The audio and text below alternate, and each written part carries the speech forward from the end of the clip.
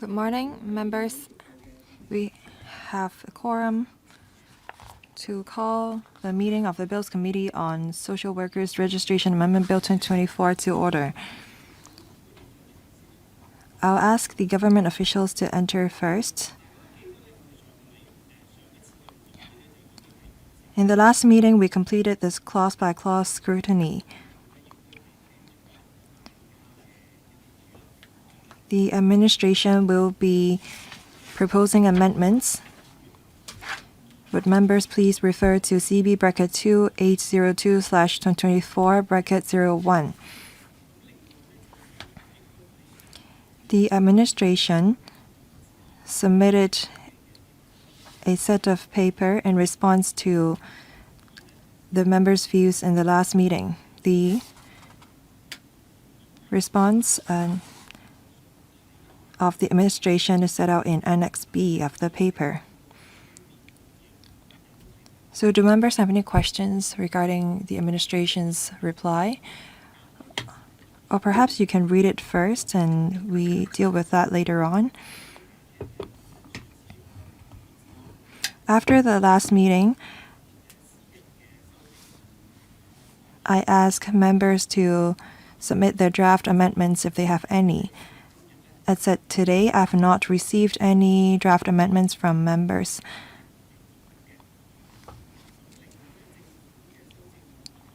The draft amendments of the administration have been sent to members. That is Annex A of paper CB bracket 2802/2024 bracket 02.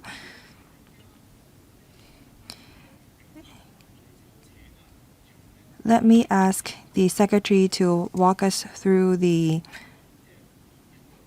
proposed amendments. That is Annex A. If members have any questions, we can discuss that later on. I will not brief members of the officials here because you're all familiar with them. Secretary, please. Thank you, Chairman. Good morning. Our paper set out the three major amendments to be moved by the administration. We know that there is clear preference of the members to, first, have the chairperson and deputy chairperson of the registration board be appointed by the chief executive, and second, regarding oath taking, originally we proposed to ask the members to submit a prescribed form, and the members said very clearly that they want the oath to be administered by a government official. That is why we proposed an amendment. Third, regarding offense endangering national security set out in Schedule 2, when the offenders apply for registration and renewal of licenses, the application can be approved if all the members resolve at the time that the registration or a new renewal should be allowed.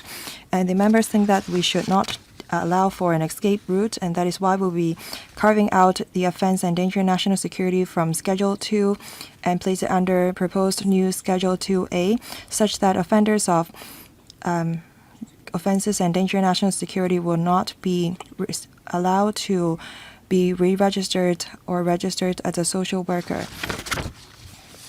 I'll ask my colleague to walk members through the amendments. What a secretary said was the consensus that we had in the last meeting. No questions? Now let's move on to Annex A. Mr. Yip, please. Thank you, Chairman. Good morning, members. We used yellow color to highlight the proposed amendments of the administration. Under Section 2 interpretation, we will be amending the definition of deputy chairman and chairperson so that it will be appointed instead of elected. Because in the future, after the board has been reconstituted, the chairperson and deputy chairperson will be appointed instead of elected. Board member oath. Because the oath will be administered under or by a government official. That is why we will be amending the definition. When we come to the schedule, I will brief members on the wordings of the oath. So do members have any questions regarding the interpretation? No? Mr. Yip, please proceed. Thank you, Chairman. Section 4, Constitution of Board. We've come to page 7 of the paper. Under subsection 5, the chairperson and deputy chairperson of the board are to be appointed by the members of the board by the chief executive. This is our amendment. Any questions? Mr. Champulan. I want to ask about 7. That is, if chairperson and deputy chairperson are absent, then members can elect from among members a person to act as a chairperson during that period. Does that go against the mechanism of appointment? Because the chief executive should be empowered to appoint the deputy chairperson and chairperson. And when the chairperson and deputy chairperson are absent, then members can elect among themselves a chairperson and deputy chairperson. Does that go against the relevant intent? That also goes against Section 9. That is the rule that the board may make. So, should the board be empowered to elect among themselves a deputy chairperson or chairperson? Secretary. We discussed this problem in the last meeting and we thought about that. We think that the current arrangement is appropriate because the acting chairperson will only be chairing one meeting, and that would not likely to arise, because when the chairperson is not here, usually the deputy chairperson will be acting as the chairperson, and it's very rare for it to happen, well, when the chairperson and deputy chairperson are both absent. If the acting chairperson should be appointed by the chief executive, that would take a long time. After the registration board, it will be reconstituted. The participation will be more diverse and balanced. And only under very extreme circumstances would both the chairperson and deputy chairperson be absent. And we think that it's appropriate to have the members elect among themselves an acting chairperson. I'm worried if the principle goes against each other. I know that I was asking if when both chairperson and deputy chairperson are absent, can we have the chairperson nominate someone to be appointed by the chief executive? Mr. Chen, when both the chair and deputy chair of the panel of DutchCo are absent, we also elect among ourselves an acting chairperson. This is for your reference. There are 3 more members who would like to speak. I will not set a time limit.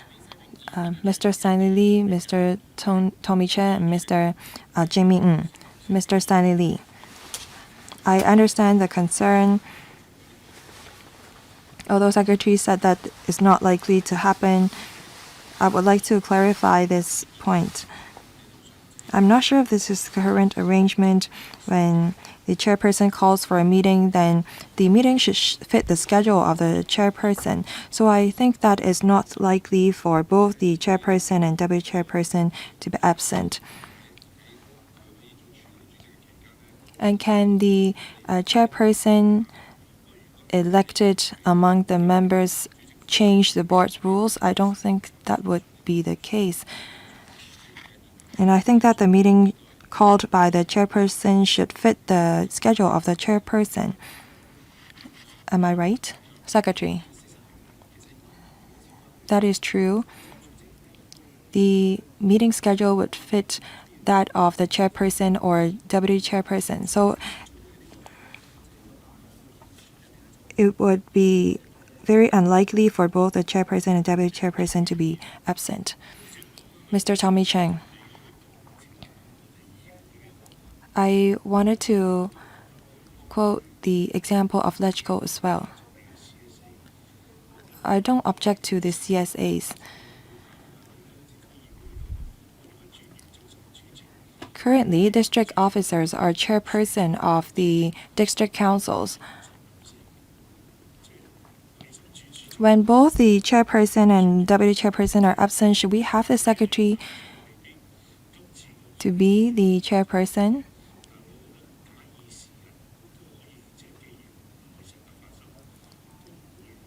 Because if you say that this don't happen very often, then perhaps we can have the secretary act as chairperson. Our members are just proposing options for you to consider. Mr. Jimmy Ng. Thank you. I understand Mr. Chan's concern.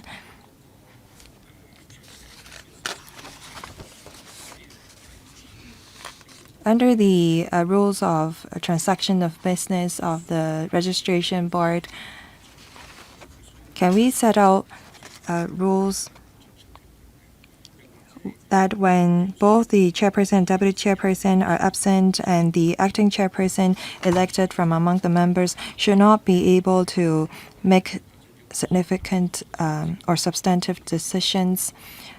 Perhaps we should bar the acting chairperson from transacting certain business. Secretary. The acting chairperson would just be the host of the meeting. But then, of course, the rules will be down to the registration board regarding the meeting. Would the acting chairperson make use of that particular meeting to do what they're not supposed to? The reconstituted board will be very different from the current one. We will have a very balanced participation in the board, and the members would uphold public interests. Thank you, Secretary. Any questions regarding Section 4? If not, we move on to Section 4A. Thank you, Chairman. 4A, requirements to take board member oath. You may refer to 4A2. The Secretary will be empowered to specify a date, time, and place for the board members to take an oath, and the members must take the oath before the Secretary or person authorized by the Secretary to administer the oath. Any questions? If not, 4B. 4B, declining or neglecting to take board member oath. 1.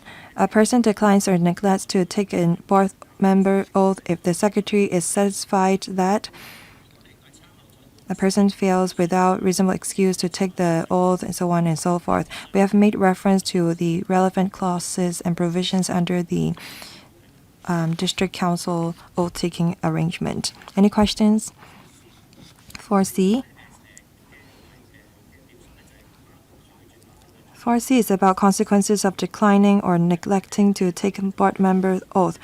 1. For a member who is currently a member of the board, they will no longer be able to hold office, and if the person has not become a member, then they will not be able to take up office. And when this happens, their positions will be made vacant and they will not be able to become a candidate within 5 years for a member of the board, and they will be disqualified from being appointed as a member of the board. Any questions? If not, Section 5, 3A, there is a textual amendment. There's no change to the meaning. Any question? No. 5A.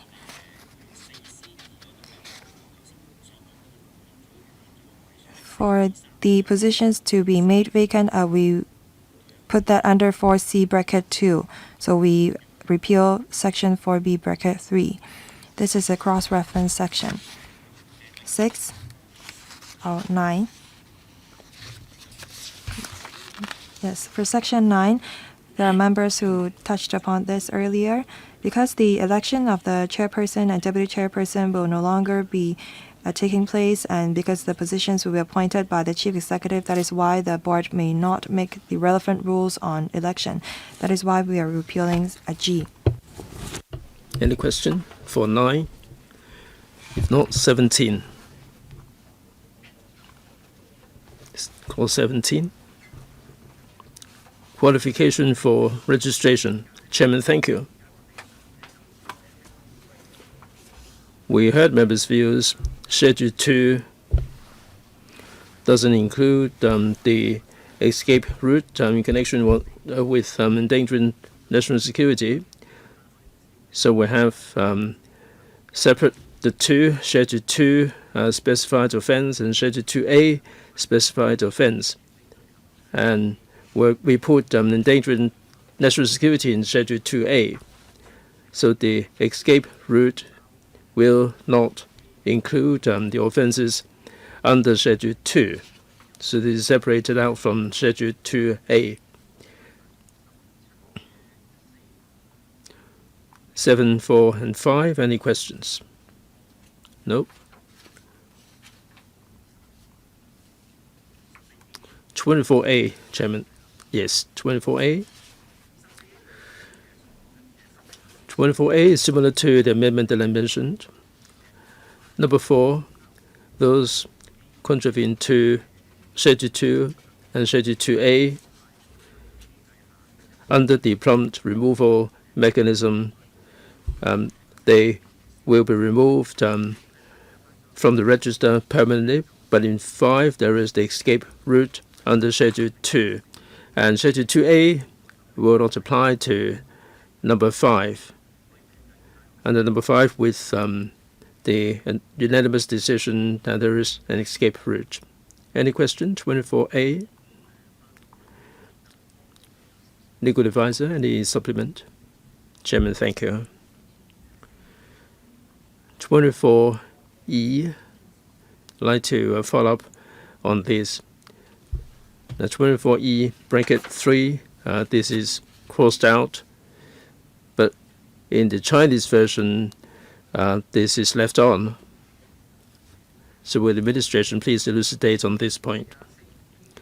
24E3, it is kept on in the Chinese version, but this is crossed out in the English version. Is it a typo or is it deliberate? Yeah, this is a typo. It should be deleted, or it should be kept on. But make it clear, please. 24E3, should it be crossed out or should it be left on? We have to make it sufficiently clear. This is very important. All right, who's going to take this question? Ms. Ho Yun Ting. Ms. Wendy Ho, Senior Government Counsel, please. Turn up the mic, please.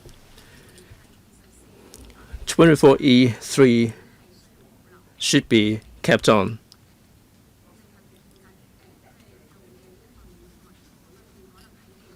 And maybe there was a bit of technical issue and crossed out by mistake. So 24E3 should be kept on in the English version. Thank you, legal advisor.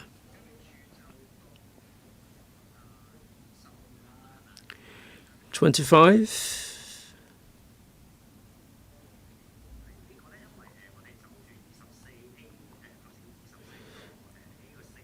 24A, 4, and 5 were amended, and there is no the expression of conditions, so we amend this contextually.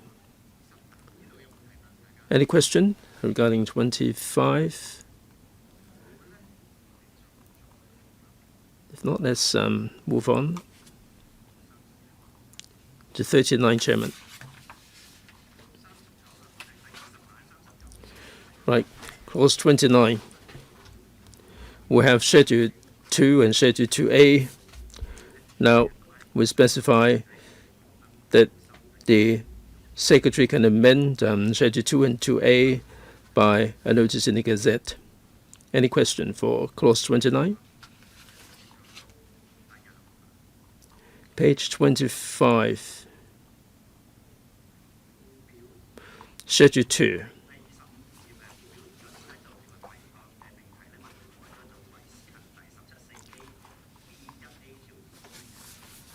Schedule 2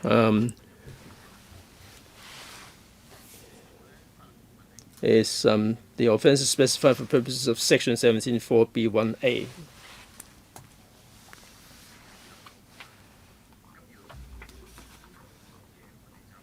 So no question for Schedule 2. All right, let's move on.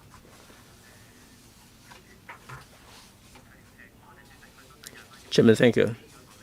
Schedule 2A, we add offences specified for purposes of Section 17(4)(b)(1)(b). That's about an offence endangering national security.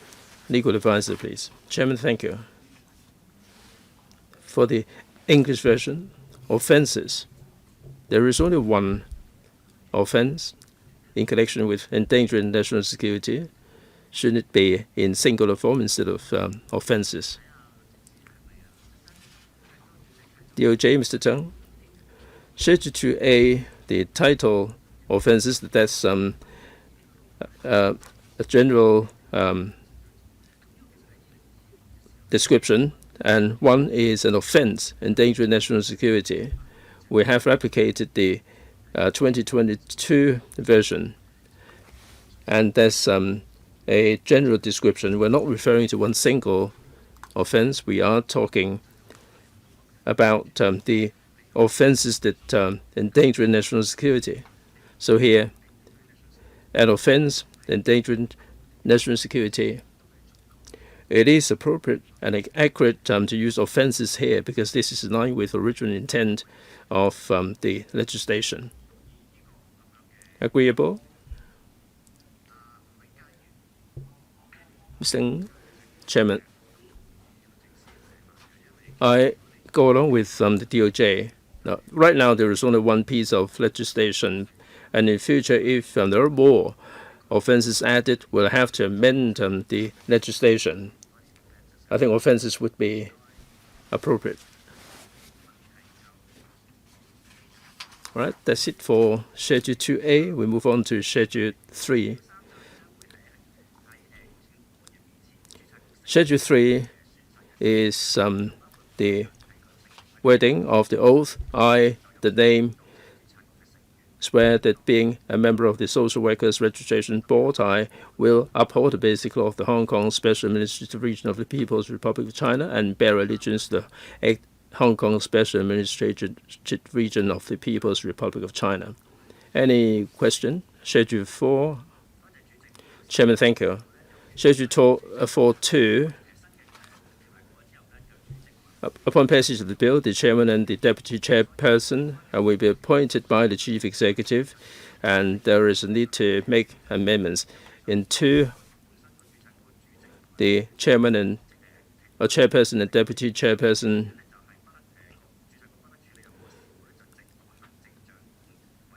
are absent, and the board may not transact any business until they are appointed by the chief executive. Any questions? Number 4. Again, this is the ancillary amendment. In Schedule 2, there is an amendment. This is a corresponding amendment there. Any question for 4? Right, are we done, Mr. Yip? Yes, Chairman.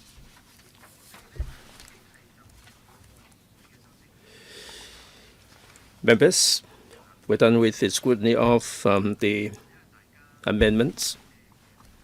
Are there any further questions you'd like to raise?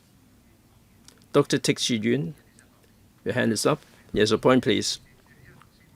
Chairman, beg your pardon, I walked in late because I was attending another meeting. I'm not sure whether my question is allowed. Now, this is about the chairperson, the deputy person being appointed instead of elected among the members. Some members said that the deputy person should be allowed to be elected among the members. So will this question be allowed?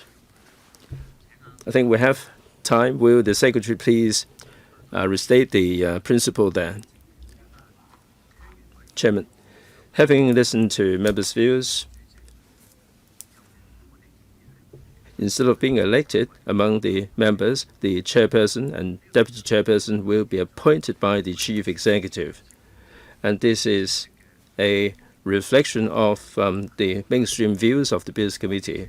Some members said that the deputy chairperson should be elected among the members, but it would be really confusing because the chairman would be appointed, the deputy chairman would be elected among members. Like Mr. Chen Pui-leung said, what if the chairperson is otherwise engaged and the deputy chairperson will have to take over? There will be the concerns arising from that.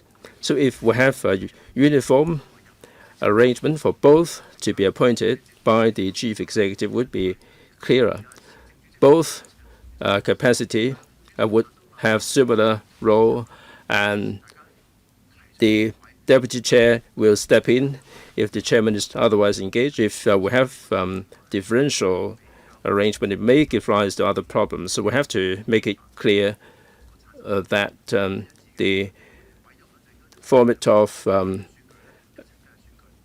the format will be the same. It would be a more appropriate arrangement for both capacities. Dr. Tick, well, the position has been made clear. All right.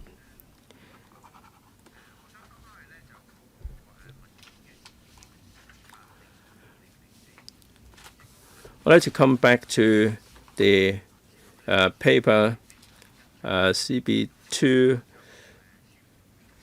AO2, 2024/02. Any questions, any comments? Comment or questions? Not, we're done with this paper.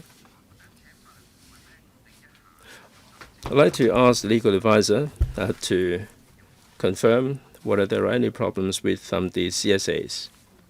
Chairman, thank you. 24E(3). I raised that already. Other than that, we didn't spot any particular issues with the CSAs. Right, that has already been clarified. Also, we have received 60 or deputations or submissions in writing. All of them have been consolidated and posted on the web, and a reply has been made available. And since the first meeting, I've not received any further written submissions. And these are the as many submissions as we have received. If we receive further submissions, I will make them available to members. Right, let's move on to item number 2, any other business.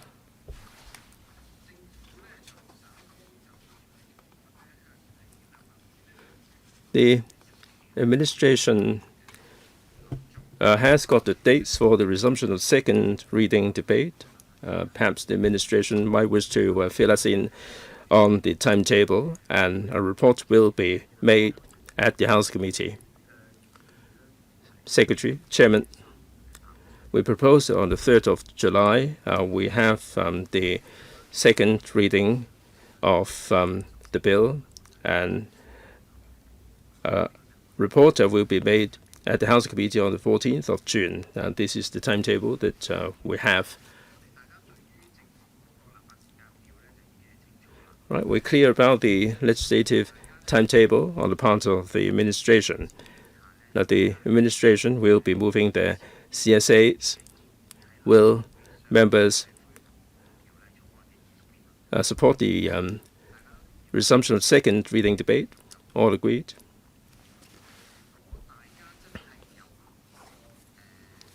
If members have any CSAs to put forward, please submit them no later than the 22nd of June, a Saturday, at 5 p.m. All right, we're done with the scrutiny of the bill, and the meeting is scheduled for the 11th of June. That will be cancelled. My thanks to the clerk, the secretariat, the legal advisor, and all the officials for scrutinizing this bill in such an intensive manner. My thanks for members' high quality and proactive participation. Meeting is now adjourned. Thank you.